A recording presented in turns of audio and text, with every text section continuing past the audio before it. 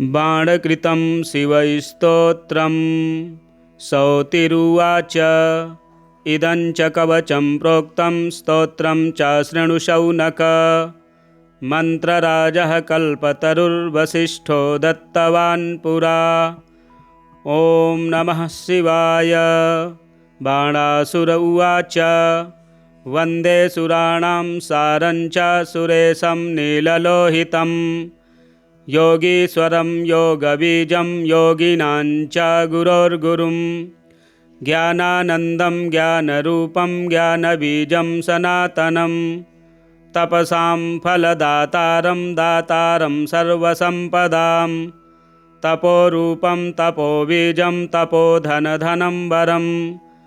वरं वरेण्यं वरदमीड्यं सिद्धगणैर्वरैः। कारणं भुक्तिमुक्तीनां नरकार्णवतारणम्। आशुतोषं प्रसन्नास्यं करुणामयसागरम्। हिमचन्दनकुन्देन्दुकुमुदाम्भोजसन्निभं। ब्रह्मज्योतिस्वरूपं च भक्तानुग्रहविग्रहम्। विषयाणां विभेदेन बिभ्रन्तं बहुरूपकम्। जलरूपमग्निरूपमाकाशरूपमीश्वरम्। वायुरूपं चन्द्ररूपं सूर्यरूपं महत्प्रभुम्। आत्मनः स्वपदं दातुं समर्थमवलीलया। भक्तजीवनमीशं च भक्तानुग्रहकारकम्। वेदा न शक्ता यं स्तोतुं किमहं स्तौमि तं प्रभुम्। अपरिच्छिन्नमीशानमहो वाङ्मनसोः परम्। व्याघ्रचर्माम्बरधरं वृषभस्थं दिगम्बरं। त्रिशूलपट्टिसधरं संमितं चन्द्रशेखरम्। इत्युक्त्वास्तव राजेन नित्यं बाणः सुसंयुतं। प्रणमतं शङ्करं भक्त्या दुर्वासाश्च मुनीश्वराः। इदं दत्तं वसिष्ठेन गन्धर्वाय पुरा मुने। कथितं च महास्तोत्रं शूलिनः परमाद्भुतम्। इदं स्तोत्रं महापुण्यं पठेद्भक्त्या च यो नरः। स्नानस्य सर्वतीर्थानां फलमाप्नोति निश्चितम्। अपुत्रो लभते पुत्रं वर्षमेकं शृणोति यः। संयतश्च हविष्यासि प्रणम्य शङ्करं गुरुं। गलत्कुष्ठी महाशूली वर्षमेकं शृणोति यः। अवश्यं मुच्यते रोगाद्व्यासवाक्यमिति श्रुतं। कारागारेऽपि बद्धो यो नैव प्राप्नोति निर्वृतिं। स्तोत्रं श्रुत्वा मासमेकं मुच्यते बन्धनात् ध्रुवम्। भ्रष्टराजो लभेद्राज्यं भक्त्या माशं शृणोति यः। माशं श्रुत्वा संयतश्च लभेद्भ्रष्टधनो धनम्। यक्ष्मग्रस्तो वर्षमेकमास्तिको यः शृणोति चेत्। निश्चितं मुच्यते रोगात् शङ्करस्य प्रसादतः। यः शृणोति सदा भक्त्या स्तव राजमिदं द्विज। तस्यासाध्यं त्रिभुवने नास्ति किञ्चिच्च शौनक। कदाचिद्बन्धुविच्छेदो न भवेत् तस्य भारते। अचलं परमैश्वर्यं लभते नात्र संशयः। सुसंयतोति भक्त्या च मासमेकं शृणोति यः। अभार्यो लभते भार्यां सुविनीतां सतीं रमां। महामूर्खश्च दुर्मेधा मासमेकं शृणोति यः। बुद्धिं विद्यां च लभते गुरुपदेशमात्रतः। कर्मदुःखे दरिद्रश्च माशं भक्त्या शृणोति यः। ध्रुवं वित्तं भवेत् तस्य शङ्करस्य प्रसादतः। इह लोके सुखं भुक्त्वा कृत्वा कीर्तिं सुदुर्लभां। नानाप्रकारधर्मं च यात्यन्ते शङ्करालयम्। पार्षदप्रवरो भूत्वा सेवते तत्र शङ्करम्। यः शृणोति त्रिसन्ध्यं च नित्यं स्तोत्रमनुत्तमम्। यः शृणोति त्रिसन्ध्यं च नित्यं स्तोत्रमनुत्तमम्। सौतिरुवाच। इदं च कवचं प्रोक्तं स्तोत्रं च शृणु शौनक। मन्त्रराजः कल्पतरुर्वसिष्ठो दत्तवान् पुरा। ॐ नमः शिवाय। बाणासुर उवाच वन्दे सुराणां सारं च सुरेशं नीललोहितं। योगीश्वरं योगबीजं योगिनां च गुरोर्गुरुं। ज्ञानानन्दं ज्ञानरूपं ज्ञानबीजं सनातनं। तपसां फलदातारं दातारं सर्वसम्पदां। तपोरूपं तपोबीजं तपोधनधनं वरं। वरं वरेण्यं वरदमीड्यं सिद्धगणैर्वरैः। कारणं भुक्तिमुक्तीनां नरकार्णवतारणम्। आशुतोषं प्रसन्नास्यं करुणामयसागरं। हिमचन्दनकुन्देन्दुकुमुदाम्भोजसन्निभं। ब्रह्मज्योतिस्वरूपं च भक्तानुग्रहविग्रहम्। विषयाणां विभेदेन बिभ्रन्तं बहुरूपकं। जलरूपमग्निरूपमाकाशरूपमीश्वरं। वायुरूपं चन्द्ररूपं सूर्यरूपं महत्प्रभुम्। आत्मनः स्वपदं दातुं समर्थमवलीलया। भक्तजीवनमीशं च भक्तानुग्रहकारकम्। वेदा न शक्ता यं स्तोतुं किमहं स्तौमि तं प्रभुम्। अपरिच्छिन्नमीशानमहो वाङ्मनसोः परम्। व्याघ्रचर्माम्बरधरं वृषभस्थं दिगम्बरं। त्रिशूलपट्टिसधरं संमितं चन्द्रशेखरम्। इत्युक्त्वा राजेन नित्यं बाणः सुसंयुतं। प्रणमतं शङ्करं भक्त्या दुर्वासाश्च मुनीश्वराः। इदं दत्तं वसिष्ठेन गन्धर्वाय पुरा मुने। कथितं च महास्तोत्रं शूलिनः परमाद्भुतम्। इदं स्तोत्रं महापुण्यं पठेद्भक्त्या च यो नरः। स्नानस्य सर्वतीर्थानां फलमाप्नोति निश्चितम्। अपुत्रो लभते पुत्रं वर्षमेकं शृणोति यः। संयतश्च हविष्यासि प्रणम्य शङ्करं गुरुं। गलत्कुष्ठी महाशूली वर्षमेकं शृणोति यः। अवश्यं मुच्यते रोगाद्व्यासवाक्यमिति श्रुतं। कारागारेऽपि बद्धो यो नैव प्राप्नोति निर्वृतिम्। स्तोत्रं श्रुत्वा मासमेकं मुच्यते बन्धनाद्ध्रुवम्। भ्रष्टराजो लभेद्राज्यं भक्त्या माशं शृणोति यः। माशं श्रुत्वा संयतश्च लभेद्भ्रष्टधनो धनम्। यक्ष्मग्रस्तो वर्षमेकमास्तिको यः शृणोति चेत्। निश्चितं मुच्यते रोगात् शङ्करस्य प्रसादतः। यः शृणोति सदा भक्त्या स्तवराजमिदं द्विज। तस्यासाध्यं त्रिभुवने नास्ति किञ्चिच्च शौनक। कदाचिद्बन्धुविच्छेदो न भवेत् तस्य भारते। अचलं परमैश्वर्यं लभते नात्र संशयः। सुसंयतोति भक्त्या च मासमेकं शृणोति यः। अभार्यो लभते भार्यां सुविनीतां सतीं रमां। महामूर्खश्च दुर्मेधा मासमेकं शृणोति यः। बुद्धिं विद्यां च लभते गुरुपदेशमात्रतः। कर्मदुःखे दरिद्रश्च माशं भक्त्या शृणोति यः। ध्रुवं वित्तं भवेत् तस्य शङ्करस्य प्रसादतः। इह लोके सुखं भुक्त्वा कृत्वा कीर्तिं सुदुर्लभां। नानाप्रकारधर्मं च यात्यन्ते शङ्करालयम्। पार्षदप्रवरो भूत्वा सेवते तत्र शङ्करम्। यः शृणोति त्रिसन्ध्यं च नित्यं स्तोत्रमनुत्तमम्। यः शृणोति त्रिसन्ध्यं च नित्यं स्तोत्रमनुत्तमम्।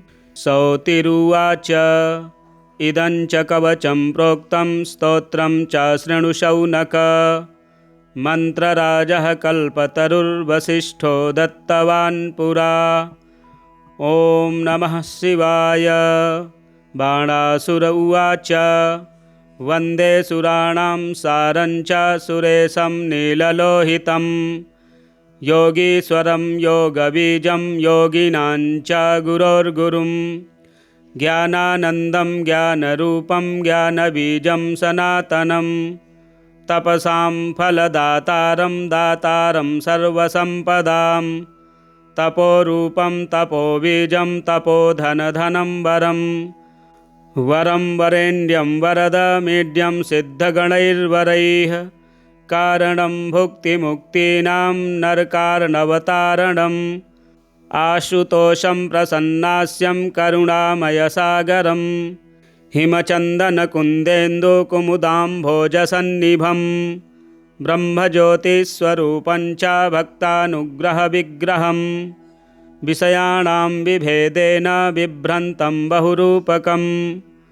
जलरूपमग्निरूपमाकाशरूपमीश्वरं वायुरूपं चन्द्ररूपं सूर्यरूपं महत्प्रभुम् आत्मनः स्वपदं दातुं समर्थमवलीलया भक्तजीवनमीशं च भक्तानुग्रहकारकं वेदा न शक्तायं स्तोतुं किमहं स्तौमि तं प्रभुम् अपरिच्छिन्नमीशानमहो वाङ्मनसोः परं व्याघ्रचर्माम्बरधरं वृषभस्थं दिगम्बरं त्रिशूलपट्टिसधरं संमितं चन्द्रशेखरम् इत्युक्त्वास्तव राजेन नित्यं बाणः सुसंयुतं प्रणमतं शङ्करं भक्त्या दुर्वासाश्च मुनीश्वराः इदं दत्तं वसिष्ठेन गन्धर्वाय पुरा मुने कथितं च महास्तोत्रं शूलिनः परमाद्भुतम् इदं स्तोत्रं महापुण्यं पठेद्भक्त्या च यो नरः स्नानस्य सर्वतीर्थानां फलमाप्नोति निश्चितम् अपुत्रो लभते पुत्रं वर्षमेकं शृणोति यः संयतश्च हविष्यासि प्रणम्य शङ्करं गुरुं गलत्कुष्ठी महाशूली वर्षमेकं शृणोति यः अवश्यं मुच्यते रोगाद्व्यासवाक्यमिति श्रुतं कारागारेऽपि बद्धो यो नैव प्राप्नोति निर्वृतिं स्तोत्रं श्रुत्वा मासमेकं मुच्यते बन्धनात् ध्रुवम् भ्रष्टराजो लभेद्राज्यं भक्त्या माशं शृणोति यः माशं श्रुत्वा संयतश्च लभेद्भ्रष्टधनो धनं यक्ष्मग्रस्तो वर्षमेकमास्तिको यः शृणोति चेत् निश्चितं मुच्यते रोगात् शङ्करस्य प्रसादतः यः शृणोति सदा भक्त्यास्तव राजमिदं द्विज तस्यासाध्यं त्रिभुवने नास्ति किञ्चिच्च शौनक कदाचिद्बन्धुविच्छेदो न भवेत् तस्य भारते अचलं परमैश्वर्यं लभते नात्र संशयः सुसंयतोति भक्त्या च मासमेकं शृणोति यः अभार्यो लभते भार्यां सुविनीतां सतीं रमां महामूर्खश्च दुर्मेधा मासमेकं शृणोति यः बुद्धिं विद्यां च लभते गुरुपदेशमात्रतः कर्मदुःखे दरिद्रश्च माशं भक्त्या शृणोति यः ध्रुवं वित्तं भवेत् तस्य शङ्करस्य प्रसादतः इह लोके सुखं भुक्त्वा कृत्वा कीर्तिं सुदुर्लभां नानाप्रकारधर्मं च यात्यन्ते शङ्करालयं पार्षदप्रवरो भूत्वा सेवते तत्र शङ्करं यः शृणोति त्रिसन्ध्यं च नित्यं स्तोत्रमनुत्तमं यः शृणोति त्रिसन्ध्यं च नित्यं स्तोत्रमनुत्तमम् सौतिरुवाच इदं च कवचं प्रोक्तं स्तोत्रं च शृणु शौनक मन्त्रराजः कल्पतरुर्वसिष्ठो दत्तवान् पुरा। ॐ नमः शिवाय। बाणासुर उवाच वन्दे सुराणां सारञ्च सुरेशं नीललोहितं योगीश्वरं योगबीजं योगिनां च गुरोर्गुरुं ज्ञानानन्दं ज्ञानरूपं ज्ञानबीजं सनातनं तपसां फलदातारं दातारं सर्वसम्पदां तपोरूपं तपोबीजं तपोधनधनं वरं वरं वरेण्यं वरदमीड्यं सिद्धगणैर्वरैः कारणं भुक्तिमुक्तीनां नरकार्णवतारणम् आशुतोषं प्रसन्नास्यं करुणामयसागरं हिमचन्दनकुन्देन्दुकुमुदाम्भोजसन्निभं ब्रह्मज्योतिस्वरूपं च भक्तानुग्रहविग्रहं विषयाणां विभेदेन बिभ्रन्तं बहुरूपकं जलरूपमग्निरूपमाकाशरूपमीश्वरं वायुरूपं चन्द्ररूपं सूर्यरूपं महत्प्रभुम् आत्मनः स्वपदं दातुं समर्थमवलीलया भक्तजीवनमीशं च भक्तानुग्रहकारकं वेदा न शक्ता यं स्तोतुं किमहं स्तौमि तं प्रभुम् अपरिच्छिन्नमीशानमहो वाङ्मनसोः परं व्याघ्रचर्माम्बरधरं वृषभस्थं दिगम्बरं त्रिशूलपट्टिसधरं संमितं चन्द्रशेखरम् इत्युक्त्वा राजेन नित्यं बाणः सुसंयुतं प्रणमतं शङ्करं भक्त्या दुर्वासाश्च मुनीश्वराः इदं दत्तं वसिष्ठेन गन्धर्वाय पुरा मुने कथितं च महास्तोत्रं शूलिनः परमाद्भुतम्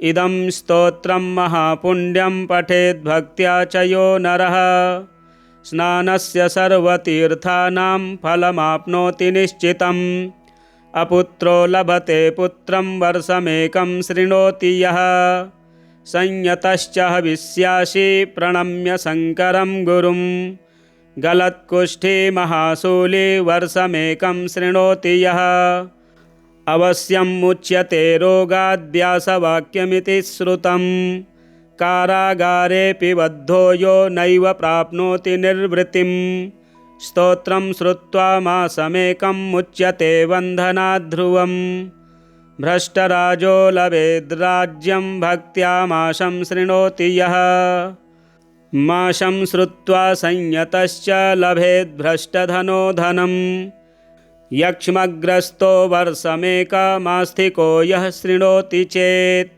निश्चितं मुच्यते रोगात् शङ्करस्य प्रसादतः यः शृणोति सदा भक्त्या स्तवराजमिदं द्विज तस्यासाध्यं त्रिभुवने नास्ति किञ्चिच्च शौनक कदाचिद्बन्धुविच्छेदो न भवेत् तस्य भारते अचलं परमैश्वर्यं लभते नात्र संशयः सुसंयतोति भक्त्या च मासमेकं शृणोति यः अभार्यो लभते भार्यां सुविनीतां सतीं रमां महामूर्खश्च दुर्मेधा मासमेकं शृणोति यः बुद्धिं विद्यां च लभते गुरुपदेशमात्रतः कर्मदुःखे दरिद्रश्च माशं भक्त्या शृणोति यः ध्रुवं वित्तं भवेत् तस्य शङ्करस्य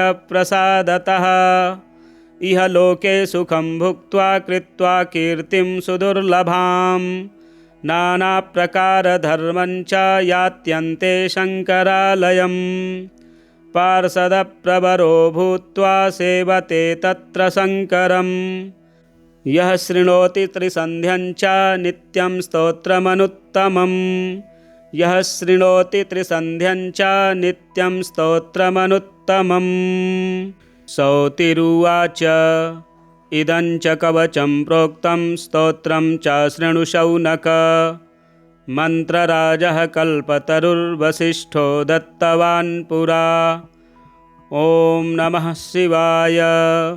बाणासुर उवाच वन्दे सुराणां सारं च सुरेशं नीललोहितं योगीश्वरं योगबीजं योगिनां च गुरोर्गुरुं ज्ञानानन्दं ज्ञानरूपं ज्ञानबीजं सनातनं तपसां फलदातारं दातारं सर्वसम्पदां तपोरूपं तपोबीजं तपोधनधनं वरं वरेण्यं वरदमीड्यं सिद्धगणैर्वरैः कारणं भुक्तिमुक्तीनां नरकार्णवतारणम् आशुतोषं प्रसन्नास्यं करुणामयसागरं हिमचन्दनकुन्देन्दुकुमुदाम्भोजसन्निभं ब्रह्मज्योतिस्वरूपं च भक्तानुग्रहविग्रहं विषयाणां विभेदेन बिभ्रन्तं बहुरूपकं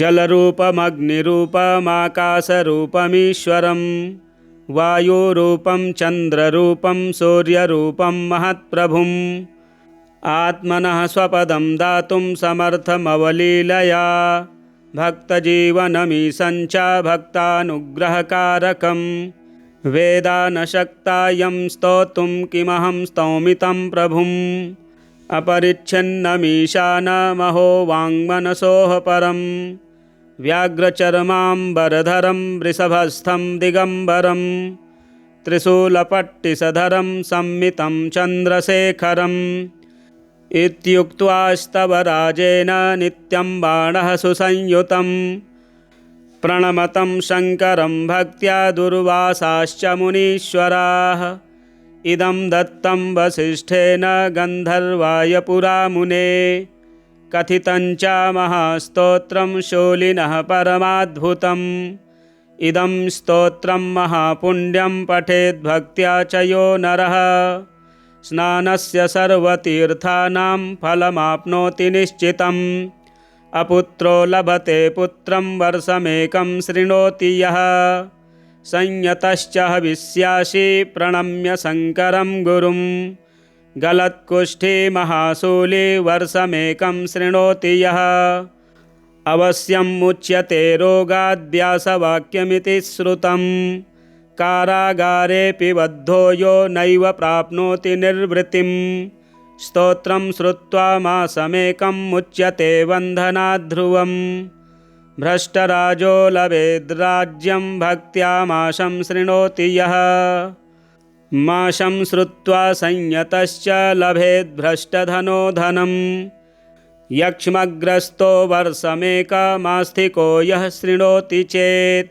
निश्चितं मुच्यते रोगात् शङ्करस्य प्रसादतः यः शृणोति सदा भक्त्यास्तव राजमिदं द्विज तस्यासाध्यं त्रिभुवने नास्ति किञ्चिच्च शौनक कदाचिद्बन्धुविच्छेदो न भवेत् तस्य भारते अचलं परमैश्वर्यं लभते नात्र संशयः सुसंयतोति भक्त्या च मासमेकं शृणोति यः अभार्यो लभते भार्यां सुविनीतां सतीं रमां महामूर्खश्च दुर्मेधा मासमेकं शृणोति यः बुद्धिं विद्यां च लभते गुरुपदेशमात्रतः कर्मदुःखे दरिद्रश्च माशं भक्त्या शृणोति यः ध्रुवं वित्तं भवेत् तस्य शङ्करस्य प्रसादतः इह लोके सुखं भुक्त्वा कृत्वा कीर्तिं सुदुर्लभां नानाप्रकारधर्मं च यात्यन्ते शङ्करालयं पार्षदप्रवरो भूत्वा सेवते तत्र शङ्करं यः शृणोति त्रिसन्ध्यं च नित्यं स्तोत्रमनुत्तमम् यः शृणोति त्रिसन्ध्यं च नित्यं स्तोत्रमनुत्तमम् सौतिरुवाच इदं च कवचं प्रोक्तं स्तोत्रं च शृणु शौनक मन्त्रराजः कल्पतरुर्वसिष्ठो दत्तवान् पुरा ॐ नमः शिवाय बाणासुर उवाच वन्दे सुराणां सारं च सुरेशं नीललोहितं योगीश्वरं योगबीजं योगिनां च गुरोर्गुरुं ज्ञानानन्दं ज्ञानरूपं ज्ञानबीजं सनातनं तपसां फलदातारं दातारं सर्वसम्पदां तपोरूपं तपोबीजं तपोधनधनं वरं वरं वरेण्यं वरदमीड्यं सिद्धगणैर्वरैः कारणं भुक्तिमुक्तीनां नरकार्णवतारणम् आशुतोषं प्रसन्नास्यं करुणामयसागरं हिमचन्दनकुन्देन्दुकुमुदाम्भोजसन्निभं ब्रह्मज्योतिस्वरूपं च भक्तानुग्रहविग्रहं विषयाणां विभेदेन बिभ्रन्तं बहुरूपकं जलरूपमग्निरूपमाकाशरूपमीश्वरं वायुरूपं चन्द्ररूपं सूर्यरूपं महत्प्रभुम् आत्मनः स्वपदं दातुं समर्थमवलीलया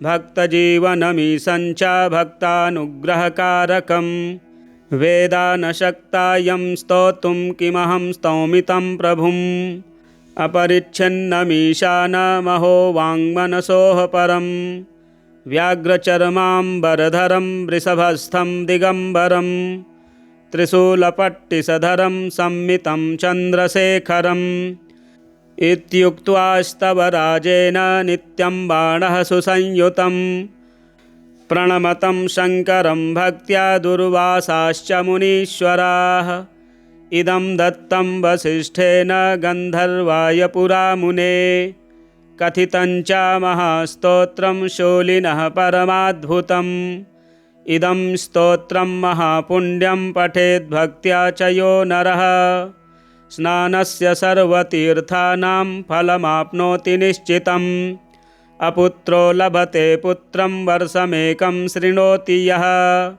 संयतश्च हविष्यासि प्रणम्य शङ्करं गुरुं गलत्कुष्ठी महाशूली वर्षमेकं शृणोति यः अवश्यं मुच्यते रोगाद्व्यासवाक्यमिति श्रुतं कारागारेऽपि बद्धो यो नैव प्राप्नोति निर्वृतिं स्तोत्रं श्रुत्वा मासमेकं मुच्यते बन्धनाद्ध्रुवं भ्रष्टराजो लभेद्राज्यं भक्त्या माशं शृणोति यः माशं श्रुत्वा संयतश्च लभेद्भ्रष्टधनो धनं यक्ष्मग्रस्तो वर्षमेकमास्तिको यः शृणोति चेत् निश्चितं मुच्यते रोगात् शङ्करस्य प्रसादतः यः शृणोति सदा भक्त्या स्तवराजमिदं द्विज तस्यासाध्यं त्रिभुवने नास्ति किञ्चिच्च शौनक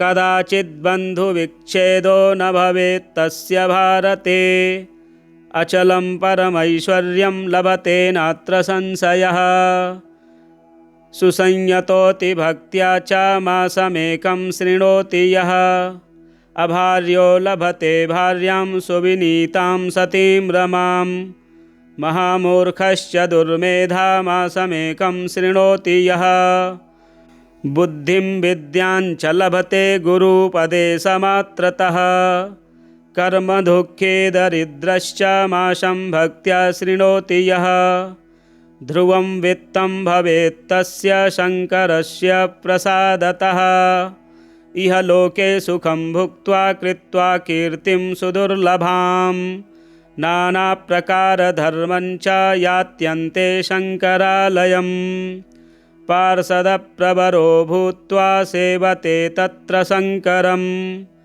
यः शृणोति त्रिसन्ध्यं च नित्यं स्तोत्रमनुत्तमम् यः शृणोति त्रिसन्ध्यं च नित्यं स्तोत्रमनुत्तमम् सौतिरुवाच इदं च कवचं प्रोक्तं स्तोत्रं च शृणु शौनक मन्त्रराजः कल्पतरुर्वसिष्ठो दत्तवान् पुरा ॐ नमः शिवाय बाणासुर उवाच वन्दे सुराणां सारं च सुरेशं नीललोहितं योगीश्वरं योगबीजं योगिनां च गुरोर्गुरुं ज्ञानानन्दं ज्ञानरूपं ज्ञानबीजं सनातनं तपसां फलदातारं दातारं सर्वसम्पदां तपोरूपं तपोबीजं तपोधनधनं वरं वरं वरेण्यं वरदमीड्यं सिद्धगणैर्वरैः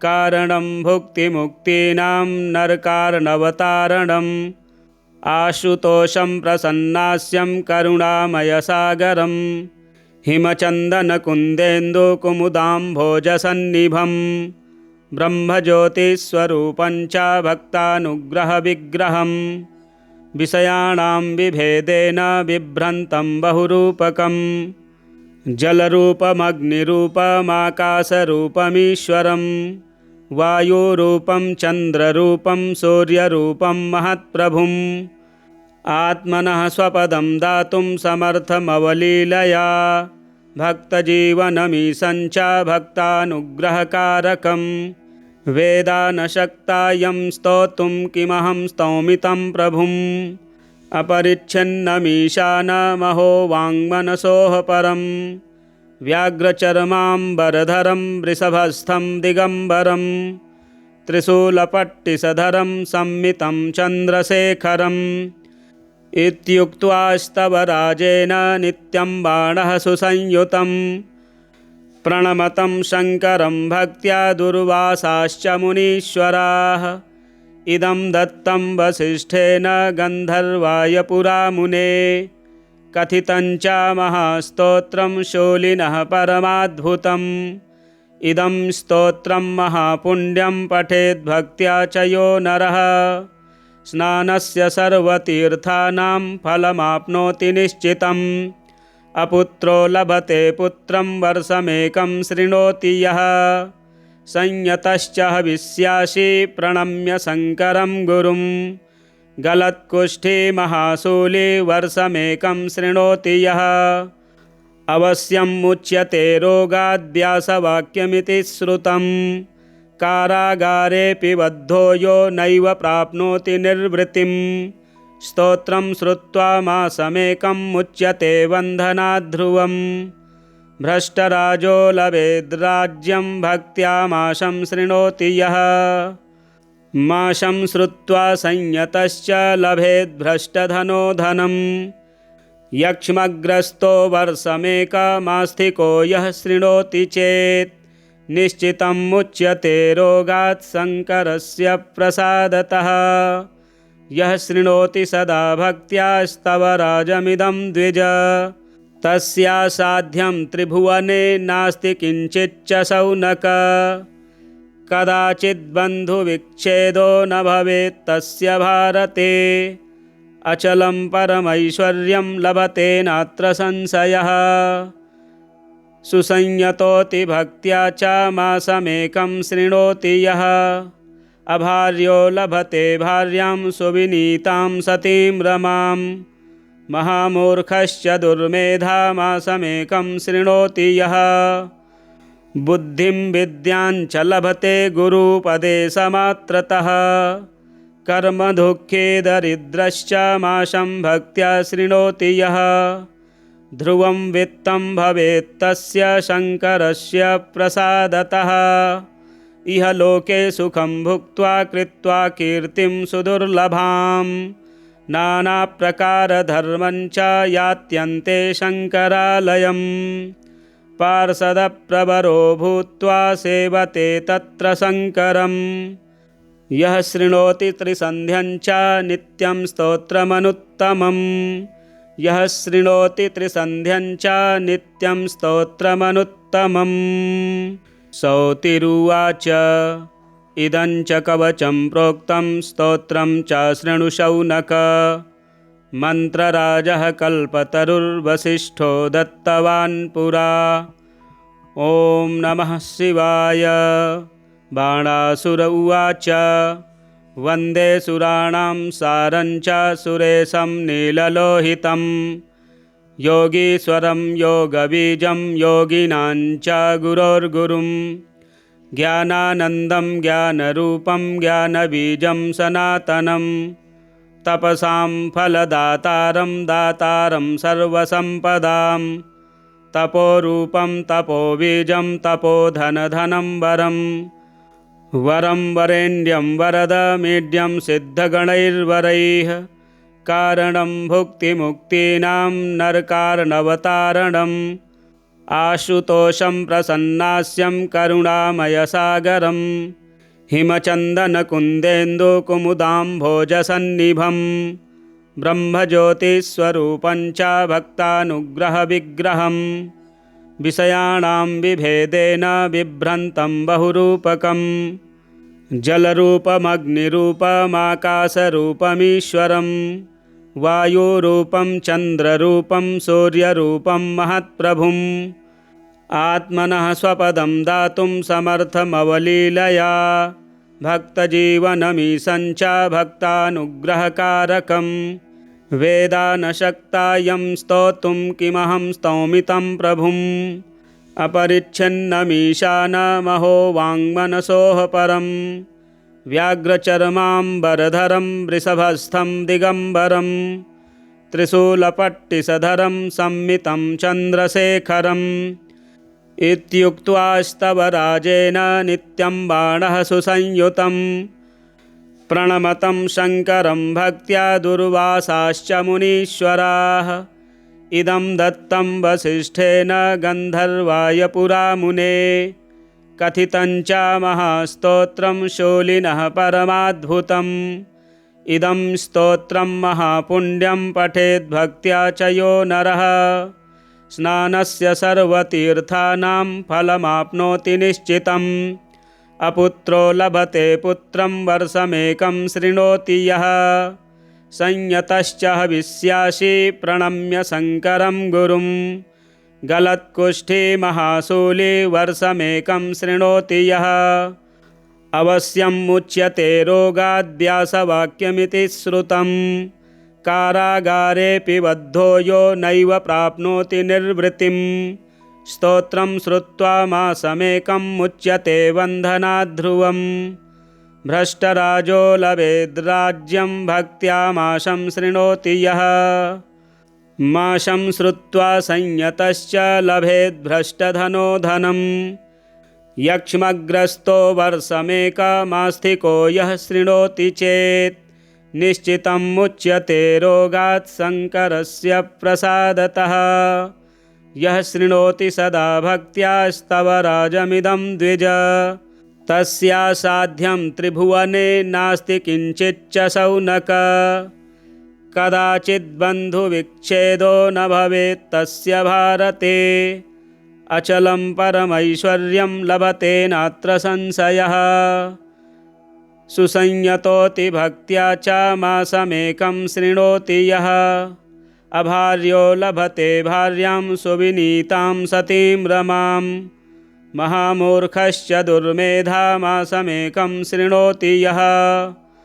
बुद्धिं विद्यां च लभते गुरुपदेशमात्रतः कर्मदुःखे दरिद्रश्च माशं भक्त्या शृणोति यः ध्रुवं वित्तं भवेत् तस्य शङ्करस्य प्रसादतः इह लोके सुखं भुक्त्वा कृत्वा कीर्तिं सुदुर्लभां नानाप्रकारधर्मं च यात्यन्ते शङ्करालयं पार्षदप्रवरो भूत्वा सेवते तत्र शङ्करं यः शृणोति त्रिसन्ध्यं च नित्यं स्तोत्रमनुत्तमम् यः शृणोति त्रिसन्ध्यं च नित्यं स्तोत्रमनुत्तमम् सौतिरुवाच इदं च कवचं प्रोक्तं स्तोत्रं च शृणु शौनक मन्त्रराजः कल्पतरुर्वसिष्ठो दत्तवान् पुरा ॐ नमः शिवाय। बाणासुर उवाच वन्दे सुराणां सारं च सुरेशं नीललोहितं योगीश्वरं योगबीजं योगिनां च गुरोर्गुरुं ज्ञानानन्दं ज्ञानरूपं ज्ञानबीजं सनातनं तपसां फलदातारं दातारं सर्वसम्पदां तपोरूपं तपोबीजं तपोधनधनं वरं वरं वरेण्यं वरदमीड्यं सिद्धगणैर्वरैः कारणं भुक्तिमुक्तीनां नरकार्णवतारणम् आशुतोषं प्रसन्नास्यं करुणामयसागरं हिमचन्दनकुन्देन्दुकुमुदाम्भोजसन्निभं ब्रह्मज्योतिस्वरूपं च भक्तानुग्रहविग्रहं विषयाणां विभेदेन बिभ्रन्तं बहुरूपकं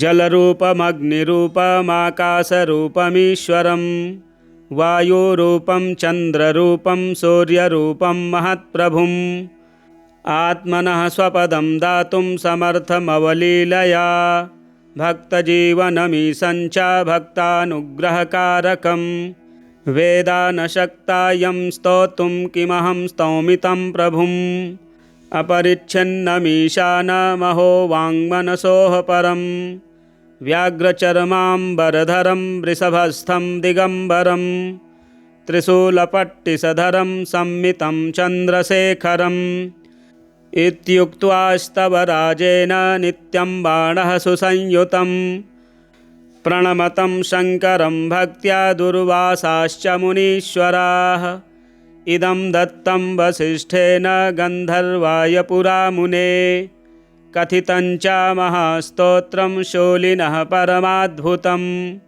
इदं स्तोत्रं महापुण्यं पठेद्भक्त्या च यो नरः स्नानस्य सर्वतीर्थानां फलमाप्नोति निश्चितम् अपुत्रो लभते पुत्रं वर्षमेकं शृणोति यः संयतश्च हविष्यासि प्रणम्य शङ्करं गुरुं गलत्कुष्ठी महाशूली वर्षमेकं शृणोति यः अवश्यं मुच्यते रोगाद्व्यासवाक्यमिति श्रुतं कारागारेऽपि बद्धो यो नैव प्राप्नोति निर्वृतिं स्तोत्रं श्रुत्वा मासमेकं मुच्यते बन्धनात् ध्रुवम् भ्रष्टराजो लभेद्राज्यं भक्त्या माशं शृणोति यः माशं श्रुत्वा संयतश्च लभेद्भ्रष्टधनो धनं यक्ष्मग्रस्तो वर्षमेकमास्थिको यः शृणोति चेत् निश्चितं मुच्यते रोगात् शङ्करस्य प्रसादतः यः शृणोति सदा भक्त्या स्तव राजमिदं द्विज तस्यासाध्यं त्रिभुवने नास्ति किञ्चिच्च शौनक कदाचिद्बन्धुविच्छेदो न भवेत् तस्य भारते अचलं परमैश्वर्यं लभते नात्र संशयः सुसंयतोति भक्त्या च मासमेकं शृणोति यः अभार्यो लभते भार्यां सुविनीतां सतीं रमां महामूर्खश्च दुर्मेधा मासमेकं शृणोति यः बुद्धिं विद्यां च लभते गुरुपदेशमात्रतः कर्मदुःखे दरिद्रश्च माशं भक्त्या शृणोति यः ध्रुवं वित्तं भवेत् तस्य शङ्करस्य प्रसादतः इह लोके सुखं भुक्त्वा कृत्वा कीर्तिं सुदुर्लभां नानाप्रकारधर्मं च यात्यन्ते शङ्करालयं पार्षदप्रवरो भूत्वा सेवते तत्र शङ्करं यः शृणोति त्रिसन्ध्यं च नित्यं स्तोत्रमनुत्तमम् यः शृणोति त्रिसन्ध्यं च नित्यं स्तोत्रमनुत्तमम् सौतिरुवाच इदं च कवचं प्रोक्तं स्तोत्रं च शृणु शौनक मन्त्रराजः कल्पतरुर्वसिष्ठो दत्तवान् पुरा ॐ नमः शिवाय बाणासुर उवाच वन्दे सुराणां सारं च सुरेशं नीललोहितं योगीश्वरं योगबीजं योगिनां च गुरोर्गुरुं ज्ञानानन्दं ज्ञानरूपं ज्ञानबीजं सनातनं तपसां फलदातारं दातारं सर्वसम्पदां तपोरूपं तपोबीजं तपोधनधनं वरं वरं वरेण्यं वरदमीड्यं सिद्धगणैर्वरैः कारणं भुक्तिमुक्तीनां नरकार्णवतारणम् आशुतोषं प्रसन्नास्यं करुणामयसागरं हिमचन्दनकुन्देन्दुकुमुदाम्भोजसन्निभं ब्रह्मज्योतिस्वरूपं च भक्तानुग्रहविग्रहं विषयाणां विभेदेन बिभ्रन्तं बहुरूपकं जलरूपमग्निरूपमाकाशरूपमीश्वरं वायुरूपं चन्द्ररूपं सूर्यरूपं महत्प्रभुम् आत्मनः स्वपदं दातुं समर्थमवलीलया भक्तजीवनमीशं च भक्तानुग्रहकारकं वेदा न शक्ता यं स्तोतुं किमहं स्तौमि तं प्रभुम् अपरिच्छिन्नमीशानमहो वाङ्मनसोः परं व्याघ्रचर्माम्बरधरं वृषभस्थं दिगम्बरं त्रिशूलपट्टिसधरं संमितं चन्द्रशेखरम् इत्युक्त्वा राजेन नित्यं बाणः सुसंयुतं प्रणमतं शङ्करं भक्त्या दुर्वासाश्च मुनीश्वराः इदं दत्तं वसिष्ठेन गन्धर्वाय पुरा मुने कथितं च महास्तोत्रं शूलिनः परमाद्भुतम् इदं स्तोत्रं महापुण्यं पठेद्भक्त्या च यो नरः स्नानस्य सर्वतीर्थानां फलमाप्नोति निश्चितम् अपुत्रो लभते पुत्रं वर्षमेकं शृणोति यः संयतश्च हविष्यासि प्रणम्य शङ्करं गुरुं गलत्कुष्ठी महाशूली वर्षमेकं शृणोति यः अवश्यं मुच्यते रोगाद्व्यासवाक्यमिति श्रुतम् कारागारेऽपि बद्धो यो नैव प्राप्नोति निर्वृतिं स्तोत्रं श्रुत्वा मासमेकं मुच्यते बन्धनाद्ध्रुवम् भ्रष्टराजो लभेद्राज्यं भक्त्या माशं शृणोति यः माशं श्रुत्वा संयतश्च लभेद्भ्रष्टधनो धनम् यक्ष्मग्रस्तो वर्षमेकमास्तिको यः शृणोति चेत् निश्चितं मुच्यते रोगात् शङ्करस्य प्रसादतः यः शृणोति सदा भक्त्या स्तवराजमिदं द्विज तस्यासाध्यं त्रिभुवने नास्ति किञ्चिच्च शौनक कदाचिद्बन्धुविच्छेदो न भवेत् तस्य भारते अचलं परमैश्वर्यं लभते नात्र संशयः सुसंयतोति भक्त्या च मासमेकं शृणोति यः अभार्यो लभते भार्यां सुविनीतां सतीं रमां महामूर्खश्च दुर्मेधा मासमेकं शृणोति यः बुद्धिं विद्यां च लभते गुरुपदेशमात्रतः कर्मदुःखे दरिद्रश्च माशं भक्त्या शृणोति यः ध्रुवं वित्तं भवेत् तस्य शङ्करस्य प्रसादतः इह लोके सुखं भुक्त्वा कृत्वा कीर्तिं सुदुर्लभां नानाप्रकारधर्मं च यात्यन्ते शङ्करालयं पार्षदप्रवरो भूत्वा सेवते तत्र शङ्करं यः शृणोति त्रिसन्ध्यं च नित्यं स्तोत्रमनुत्तमम् यः शृणोति त्रिसन्ध्यं च नित्यं स्तोत्रमनुत्तमम् सौतिरुवाच इदं च कवचं प्रोक्तं स्तोत्रं च शृणु शौनक मन्त्रराजः कल्पतरुर्वसिष्ठो दत्तवान् पुरा ॐ नमः शिवाय बाणासुर उवाच वन्दे सुराणां सारं च सुरेशं नीललोहितं योगीश्वरं योगबीजं योगिनां च गुरोर्गुरुं ज्ञानानन्दं ज्ञानरूपं ज्ञानबीजं सनातनं तपसां फलदातारं दातारं सर्वसम्पदां तपोरूपं तपोबीजं तपोधनधनं वरं वरं वरेण्यं वरदमीड्यं सिद्धगणैर्वरैः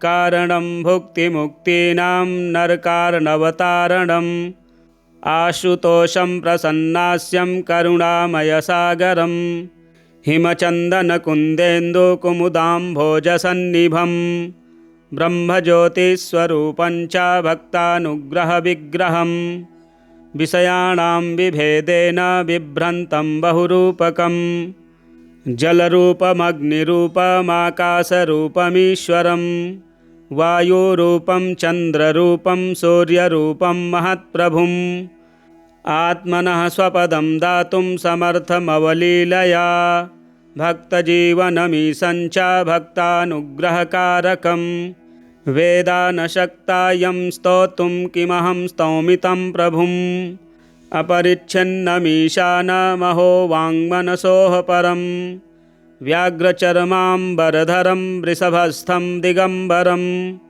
त्रिशूलपट्टिसधरं संमितं चन्द्रशेखरम् इत्युक्त्वास्तव राजेन नित्यं बाणः सुसंयुतं प्रणमतं शङ्करं भक्त्या दुर्वासाश्च मुनीश्वराः इदं दत्तं वसिष्ठेन गन्धर्वाय पुरामुने कथितं च महास्तोत्रं शूलिनः परमाद्भुतम् इदं स्तोत्रं महापुण्यं पठेद्भक्त्या च यो नरः स्नानस्य सर्वतीर्थानां फलमाप्नोति निश्चितम् अपुत्रो लभते पुत्रं वर्षमेकं शृणोति यः संयतश्च हविष्यासि प्रणम्य शङ्करं गुरुं गलत्कुष्ठी महाशूली वर्षमेकं शृणोति यः अवश्यं मुच्यते रोगाद्व्यासवाक्यमिति श्रुतं